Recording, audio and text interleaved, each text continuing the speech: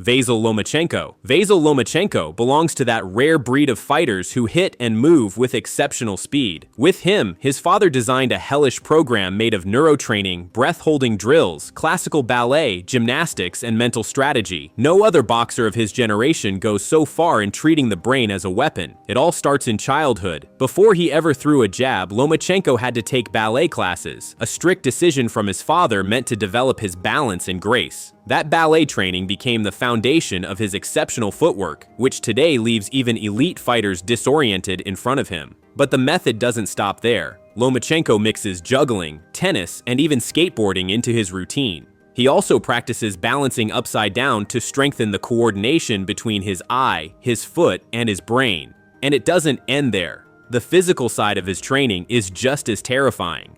Twice a day, Lomachenko trains without rest through routines combining multiple efforts: open water swimming, outdoor sprints, muscle building on gymnastics rings, and specific strengthening for wrists and forearms. He also endures long sparring sessions lasting up to 15 4-minute rounds with only 30 seconds of rest. Added to this is intense breath work, where he shadow boxes underwater holding his breath, refusing to surface until his focus permits him to. And if that sounds like enough already, the heart of his method lies in neurotraining. Lomachenko trains with flashing lights, number sequences, tactical puzzles, and memory games while already exhausted. He must solve problems while slipping punches, hit in sync with a random rhythm, or react to light stimuli while stepping across an agility ladder.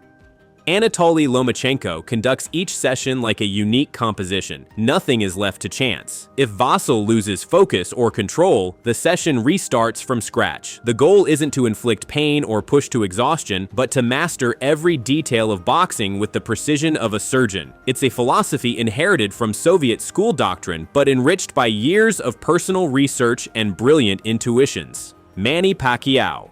Being fast is one thing, but Manny Pacquiao never settled for that. His lifelong obsession has been to be the fastest among all boxers, especially in his generation. He always aimed to be the most disciplined and the most enduring, and to reach that he imposed on himself a training routine that borders on superhuman from sunrise to nightfall. His secret has nothing to do with genetics, but with a system built to shape an explosive and tireless human machine. Every camp day starts at 4 a.m. without exception. Pacquiao laces his shoes and climbs the mountains surrounding Baguio City in the Philippines. The slopes are steep, the paths rocky, and the mist still clings to the trees, but that's where he builds his stamina. He runs between 8 and 13 kilometers, alternating sprints and active recovery. These sprints force his heart to work harder than any treadmill, and this is the very source of that elastic power in his legs that allows him to punch with relentless rhythm. When the run ends, the real boxing begins. It includes intense bag work and long shadow boxing sessions. He trains for at least 2 hours with sparring partners chosen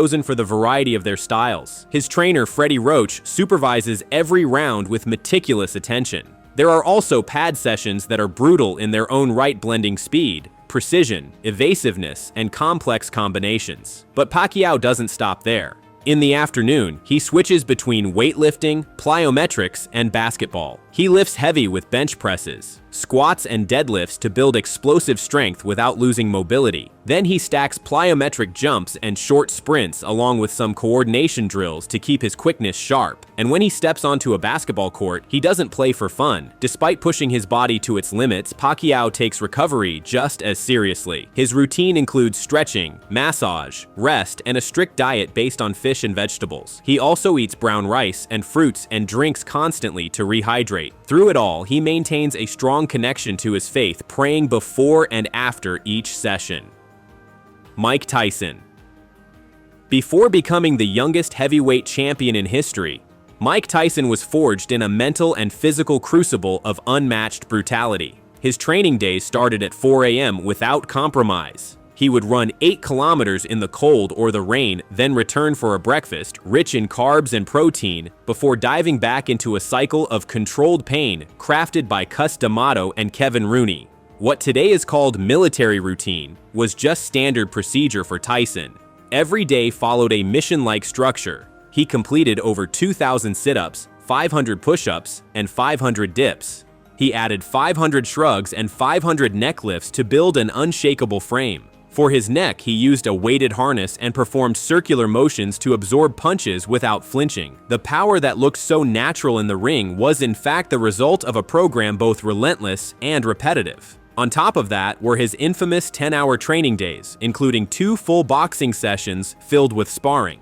Each session could feature up to 10 rounds against fresh and experienced partners. Sometimes he would face 2 or 3 sparring opponents in a single session. The goal wasn't just to box, but to suffer and to keep performing under pressure even when his body begged him to stop. Tyson drilled the same combinations hundreds of times until they fired automatically just after a perfect slip guided by the peekaboo style taught by Cuss. He also jumped rope at high speed, hammered the heavy bag under Rooney's commands, and trained reflexes with the double-end bag to sharpen his precision and trajectory reading. It wasn't just about hitting hard, but about striking with surgical timing when the opponent least expected it. Between sessions, Tyson would isolate in his room to read or visualize his fights. His diet was high in protein, rice and vegetables with extra calories to match the thousands he burned each day. He slept early and woke before the world was even stirring training while others still dreamed. Tyson never believed in talent. He believed in repetition, in intensity, and in voluntary suffering. David Haye.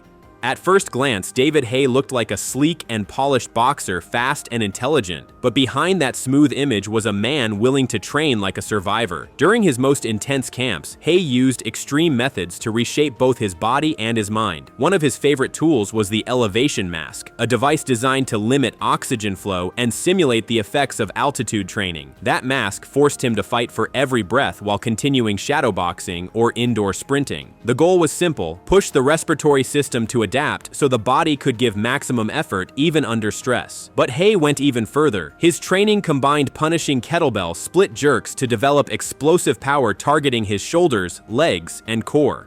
Every session included work with medicine balls thrown against walls or rotated through the torso. That kind of training strengthened his midsection and enhanced the transfer of force from hips to fists. The goal was always the same: build a body that was fast and brutally efficient. He also placed special focus on cardio. He alternated fierce heavy bag rounds with short sprints and high-intensity intervals often performed back-to-back. The idea was to mimic real ring pressure while boosting recovery between efforts. At the same time, he honed his speed with hyper-precise coordination drills like rhythm ladders, burst dodges, and rapid-fire work on the double-end bag to sharpen reaction time. On the nutrition side, he experimented with radical protocols. During certain camps, he lived like a minimalist, sleeping on the floor and preparing raw meals rich in greens, seeds, and lean proteins. He even used intermittent fasting during cut phases to boost insulin sensitivity and accelerate fat burning. Every macronutrient was weighed, and every meal was treated as fuel, with recovery always the top priority. Finally, Haye often invited friends or staff to watch his training in silence to simulate the presence of a crowd and strengthen his mental fortitude. Deontay Wilder. With Deontay Wilder, brutality is not just an image, it's the result of a training regime that blends rural tradition with raw athletic explosiveness. His approach rejects classical methods and draws heavily on elements that look like they came from a farm labor camp. You'll see him flipping giant tractor tires under a blazing sun, swinging sledgehammers like a blacksmith, or hurling hay bales through the air as if he were pushing back an invisible enemy. Every move has a purpose. The goal is always the same: build a wild, functional power that directly translates to the ring. At the core of his preparation is explosiveness, because he only has one goal: to punch like a hammer. He avoids traditional bodybuilding to keep his arms fast and instead focuses on circuits made of sprints, stair climbs, plyometric jumps, and weighted shadowboxing. He often trains with a weighted vest pressing down on his chest as he runs, pushing his body to develop extreme lung capacity and leg power far beyond the norm. Wilder often trains on sand to increase resistance and build a more stable base. He hits the heavy bag for multiple rounds, working each punch to deliver maximum impact. His only aim is to shatter the opponent's defense with pure power. For that, he relies heavily on sparring with rugged partners so he can feel at least a glimpse of real fight pressure. He completes this physical assault with a forged mental state. He tells himself daily that he was born to kill in the ring. That embraced violence is fueled by intense psychological preparation, where visualization plays a key role. On the nutrition side, he keeps things flexible but disciplined with a diet rich in lean proteins, fresh vegetables, and constant hydration. Floyd Mayweather Jr. Floyd Mayweather Jr. doesn't train like other fighters. Instead of planning his days, he embraces spontaneity. Sometimes the American boxer trains at 2 a.m., sometimes at noon, and his team simply adjusts to the unpredictable rhythm.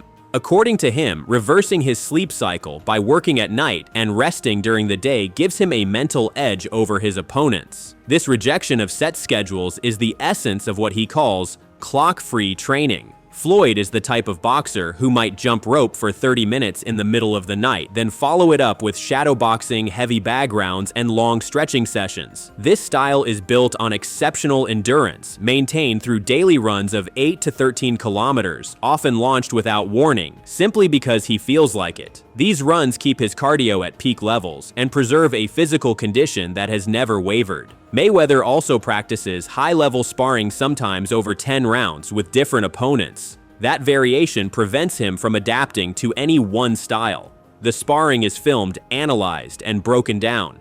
During shadowboxing, his hands never stop moving as his mind scans for openings in an imaginary opponent. He can spend half an hour repeating a single combination until it becomes a Pavlovian reflex. To build power, he trains on the bags for long sessions, tuning his body for maximum precision. For strength training, Floyd sticks to bodyweight exercises like push-ups, pull-ups, and dips to preserve speed. His arms and legs are conditioned to endure the pressure of full rounds while maintaining fluid mobility. For Mayweather, recovery is just as crucial as combat. Cryo-sauna sessions, deep stretching, and consistent hydration are part of his daily routine. His diet is tightly controlled, focused on lean proteins, fruits, and vegetables. He also sleeps in cycles of 4 to 5 hours, spread across 24 hours, maximizing recovery while keeping his energy sharp.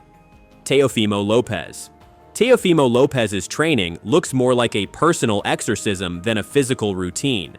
He trains not only to strengthen his body, but also to purge his doubts. That's how he describes his ritual screams before certain sessions, as a way to drive out inner demons, channel his pain, and convert anger into fuel. His mental preparation flirts with mysticism, as he spends long hours alone inside sensory deprivation tanks in total silence. These pitch-black sessions test his resilience while he visualizes future victories and soaks in a calm that feels almost inhuman. His strength training includes classic weightlifting with dumbbells, kettlebells, and progressive loads, helping him build a solid base and sharpen his punching power. He adds violent plyometric drills to the mix, chaining box jumps with explosive burpees and fast push presses. He also throws medicine balls with force to simulate high-energy impact. For endurance, he runs daily, alternating outdoor jogs and short sprints. He jumps rope for entire rounds without pause, and sometimes moves his routines to unusual places like rooftops to destroy any sense of predictability. Each workout becomes a mental and physical challenge. The idea is simple: if his mind can survive chaos, then the ring will feel like a playground. Technically, Lopez is meticulous. He spends hours perfecting combinations on the heavy bag with his trainer fine-tuning timing. He sharpens his reflexes with the double-end bag and piles on sparring rounds against opponents with varied styles. George Foreman. When George Foreman chose to return to the ring past the age of 40, it wasn't just a physical comeback, it was a declaration of identity. He no longer had the body of a young man, but he refused to obey the standard rules. Every day, he layered on clothing and sometimes wore a thermal suit like a walking sauna to increase sweat and simulate the brutal fatigue he'd face in real combat. Foreman ran at dawn across Houston golf courses, sometimes alone, sometimes trailed by young boxers crushed by his steady, unrelenting pace. He ran in heavy boots under the Texas sun and never stopped. For him, running wasn't just cardio, it was spiritual discipline, a daily reminder that nothing comes without pain. He says every kilometer is payment in sweat for his loss to Ali in Kinshasa. In the gym, his training was as archaic as it was savage. Foreman hammered the heavy bag with monstrous force until the seams burst. He hit with worn gloves, refusing modern protection. He worked the speed bag to keep his coordination sharp despite his massive hands and lumbering frame. Jump rope was also a staple of his training. One of the most extreme aspects of his comeback was spiritual fasting. During certain phases, he trained on an empty stomach, consuming only water and fruit. For him, this was a way to test his will and maintain humility in the face of aging. It forced him to draw energy from faith rather than calories. Foreman believes this spiritual edge made all the difference in his comeback fights. He never abandoned sparring. Even in his 40s, he stepped into the ring with much younger opponents, pushing them to their limits by applying a heavy, constant rhythm. He didn't seek speed, but always found a way to impose his weight and pressure.